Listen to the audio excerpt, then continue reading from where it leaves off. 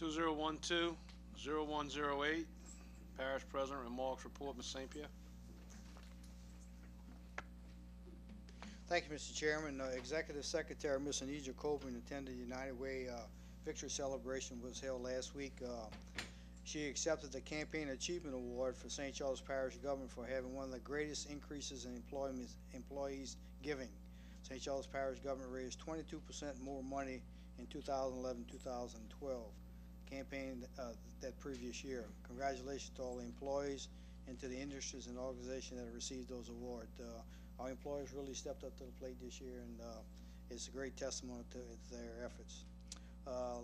This last week, Wendy, Timmy, and I attended the G&O luncheon in New Orleans, and it was just struck I just found it funny that one of the things that they said is that a lot of the young entrepreneurs moving to the New Orleans area to do business there are moving outside the city to live in our parishes, and New Orleans was rated as the #1 happiest place to live in America. They said although they have higher crime, and but when they did the survey, people say they really love living in the city of New Orleans. Last week I met with there was about 10 parish presidents there to address the concern about housing the juveniles that we have to send to once the judges sentence them or deputies pick them up.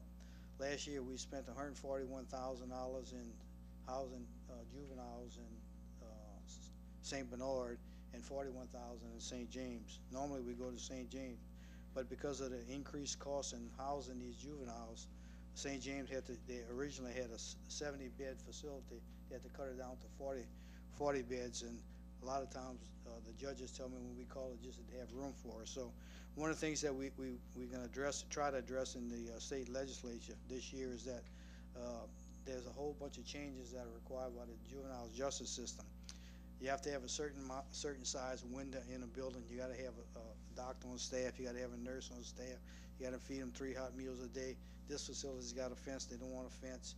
Before, you used to be able to house females and males in the same facility. Now they want that separated. So they're making a lot of demands. They just don't have the money to do it. Right now, St. James is coming out of the general fund at a tune of almost $500,000 just to keep the facility open.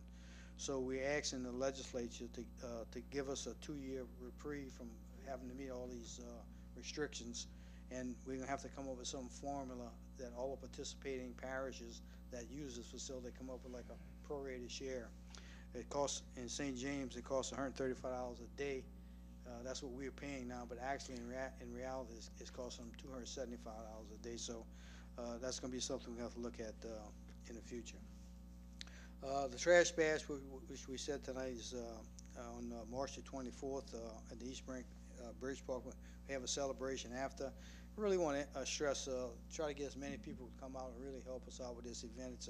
It's a great event, and like Renee said, it's amazing after just 4 hours of picking up trash on the side of the road how clean the parish looked. And one year, I think mentioned that one little kid on Almond Boulevard actually found a $100 bill on the side of the road. I want to know if we can do it every week. So I wish we could do it. If I would throw a $100 bill, I know they would clean up. We can do it. That concludes my report, Mr. Chairman. Thank you, Mr. St. Pierre.